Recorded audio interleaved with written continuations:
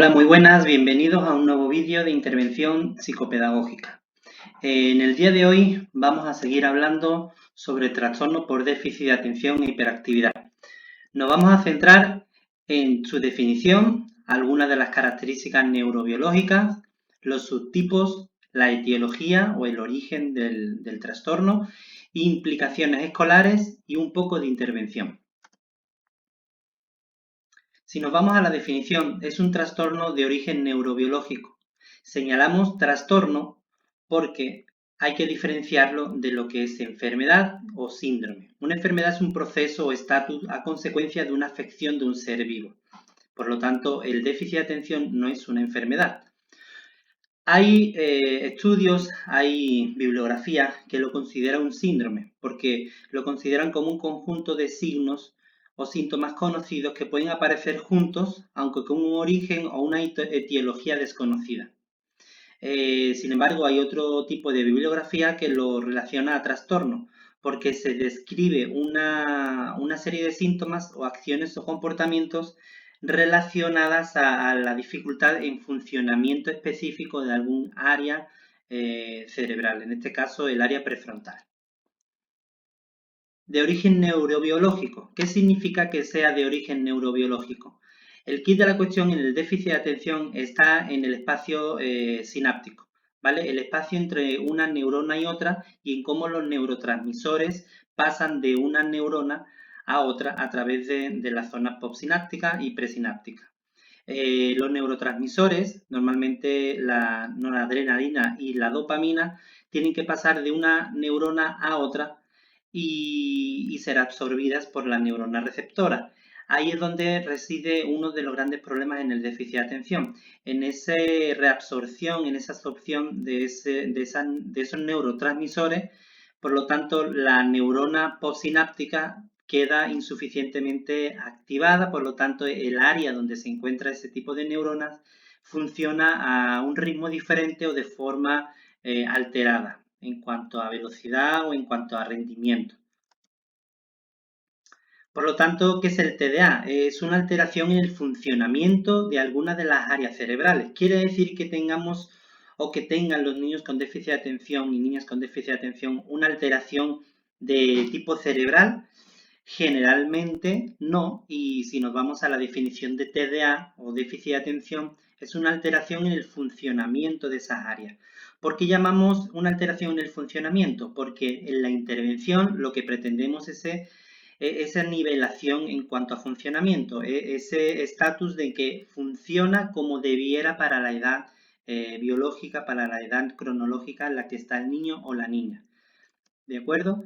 Entonces, si vemos el cerebro como tal, hay diferentes áreas. La que nos interesa principalmente cuando hablamos de déficit de atención es el área prefrontal. Lo pueden ver en la parte izquierda de la foto, con un círculo amarillo, que ahí es donde se llevan a cabo la gran mayoría o la gran parte de las funciones ejecutivas. Atención sostenida, velocidad de procesamiento, atención dividida. ¿De acuerdo? Está muy cerca o muy relacionada con el área motriz del lenguaje, el área de Broca, que es el área del lenguaje encargada de la expresión y del procesamiento del lenguaje. Por lo tanto, por eso hay muchos niños con déficit de atención, con dificultades a la hora de organizar su lenguaje.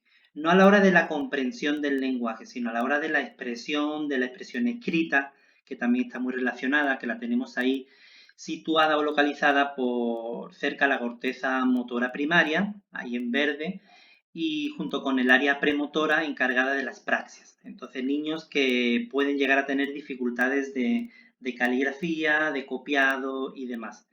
Son áreas que están relacionadas entre sí, entonces por eso no podemos decir que todos los niños con déficit de atención sean iguales, sino que cada uno tiene sus características, pero que comparten dificultades. Del mismo modo, ¿cuáles son las funciones ejecutivas que se encuentran en el área prefrontal y que por lo tanto están alteradas en el déficit de atención? Que dan lugar a lo que hemos llamado la inatención, la impulsividad o la hiperactividad. Una de las funciones ejecutivas es el control inhibitorio o la capacidad que tenemos de inhibir, es decir, de rechazar otro tipo de estímulos que no es el que en ese momento necesitemos estar pendiente. Es decir, un niño que está en una clase, en un salón de clase, está atendiendo a la maestra y de repente un compañero tira un lápiz detrás suya.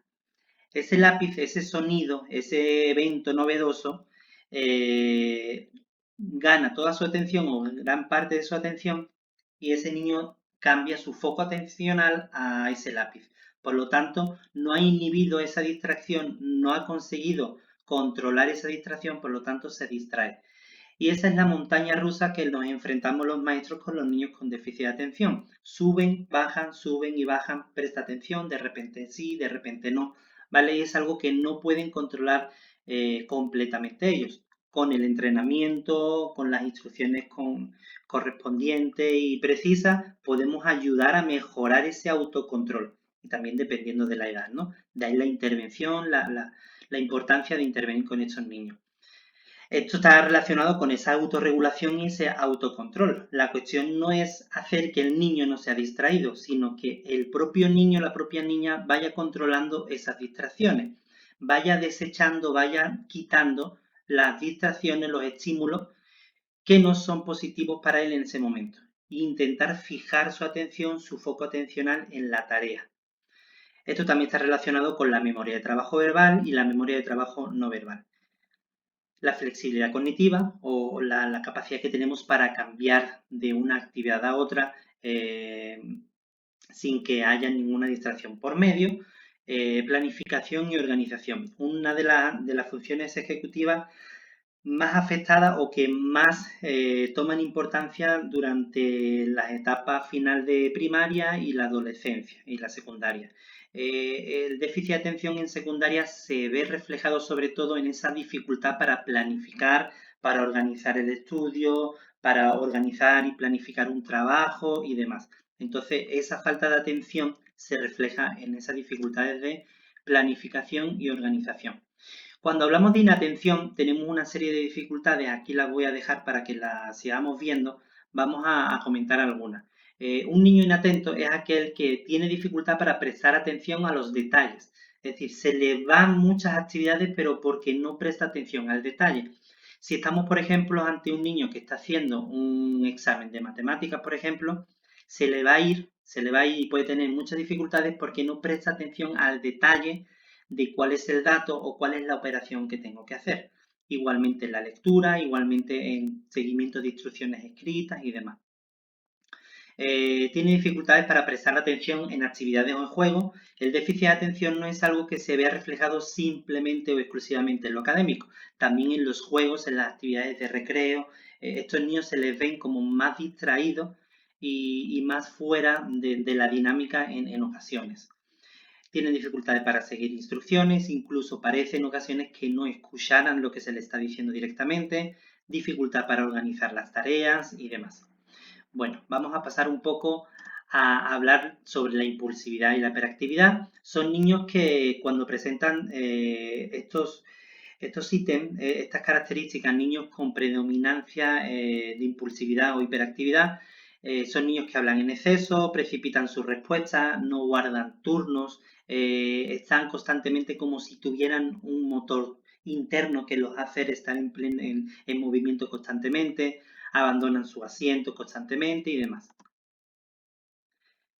Por lo tanto, hay tres subtipos de déficit de atención. Está el predominantemente inatento, donde veríamos más características de las primeras que vimos, el hiperactivo impulsivo, que serían las últimas que hemos visto, y el combinado, que mezclaría tanto inatento como hiperactivo impulsivo. El tipo combinado es el que más se presenta, aproximadamente en un 70% de los niños diagnosticados con déficit de atención son diagnosticados como predominantemente como con presentación combinada, perdón. Los menos comunes son los hiperactivos impulsivos y así. Si nos vamos a la prevalencia, es decir, cómo se presenta el déficit de atención en la sociedad, pues ya hemos dicho en otras ocasiones que entre el 5 y el 6% de los niños presentan o pueden llegar a presentar déficit de atención. Cuando hablamos de un niño o niña que tiene déficit de atención, las comorbilidades son muy frecuentes, es decir, que otros trastornos están presentes junto al déficit de atención. En el 46% de los casos con niños de déficit de atención hay un trastorno de aprendizaje asociado, llámese dislexia, discalculia, trastornos procesales y demás. Por lo tanto, el déficit de atención es el trastorno que más incidencia tiene en el ámbito escolar en cuanto a dificultades de aprendizaje, ¿vale? Porque aparte del déficit de atención tiene otras comorbilidades muy fuertemente marcadas, como el trastorno de aprendizaje. Un 27% trastornos de conducta, que en ocasiones no son trastornos de conducta en sí, sino es un mal manejo conductual de ese déficit de atención. Ansiedad presenta un 18% de los niños que tienen déficit de atención, depresión un 14%, trastornos del lenguaje el 12%, espectro de autismo, TEA, un 6%, niños que combinan ambos trastornos. Por lo general son niños que tienen trastorno del espectro autista con sintomatología de déficit de atención. Y en un 2,6% aproximadamente epilepsia. El trastorno tiene una etiología múltiple, es decir, no se sabe de dónde viene el déficit de atención, no se sabe si son dificultades neuroanatómicas heredadas, aspectos genéticos, factores ambientales, y también se han comprobado que en ocasiones uno o algunos de estos aspectos determinan la existencia de déficit de atención.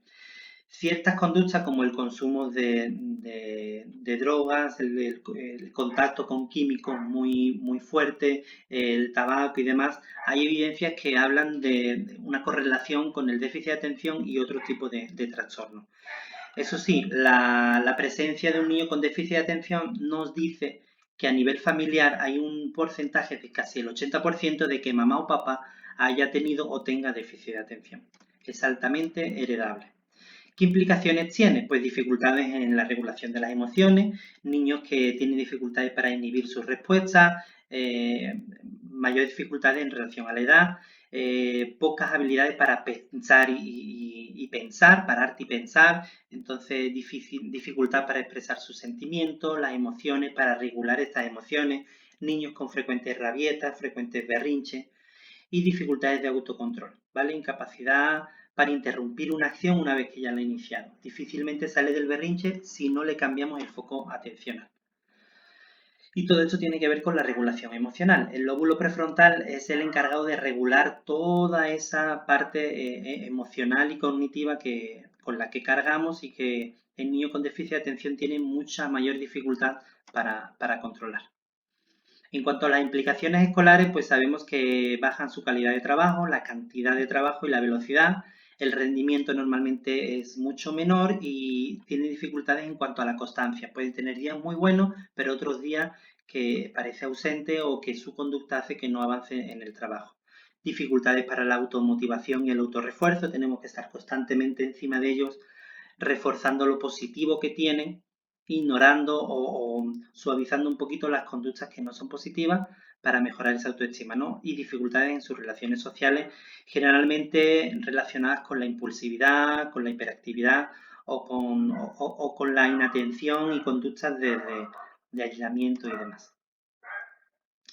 ¿Qué pasa cuando sospechamos que nuestro hijo tiene déficit de atención? Pues tenemos que prestar atención a las dificultades académicas. Si hay dificultades académicas, tenemos una alta probabilidad de que sea déficit de atención. Lo primero sería derivarlo a pediatra o psicólogo escolar o EOE, en el caso que en el colegio que esté, para que se haga un diagnóstico de déficit de atención. ¿Vale? El diagnóstico se hace neuropsicológico, ¿vale? Un diagnóstico neuropsicológico y psicopedagógico del TDA para ver las dificultades académicas relacionadas que existen, así como las dificultades de atención y memoria que hay que trabajar. Igualmente tiene que ser un diagnóstico médico por el neuropediatra que nos va a decir qué tipo de déficit tenemos y qué tipo de intervención. A veces la intervención va a ser farmacológica cuando haga falta, fármacos para la atención, eso hablaremos en otro vídeo, intervención con el colegio, con la familia, psicopedagógico, en la intervención psicoeducativa para paliar las dificultades que se puedan presentar en el ámbito educativo y psicológica, ¿no? Terapias cognitivo-conductual, emocionales, familiares y demás.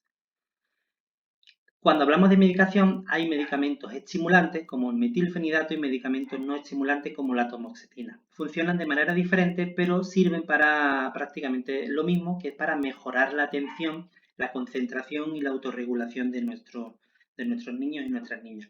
El medicamento siempre se ha visto como una última opción, intentar gastar todas las demás antes de dar medicamentos, pero hay casos que se recomienda que si hay un déficit de atención diagnosticado, sea la primera opción. Es decir, el medicamento muchas veces va a determinar la mejora o no de la intervención.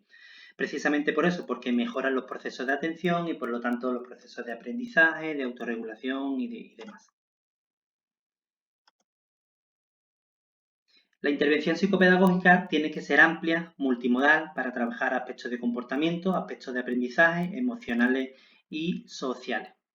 Y la intervención tiene que ser tanto familiar como con el colegio, como adaptaciones curriculares. Muy importante, las adaptaciones curriculares. Bueno, pues nada más, muchas gracias y para ver más vídeos de este tipo, pues me pueden seguir en las redes, en Facebook, en YouTube o en el blog donde hay mucho material para la intervención, para la información, lectura y demás. Muchas gracias y nos vemos en el siguiente vídeo.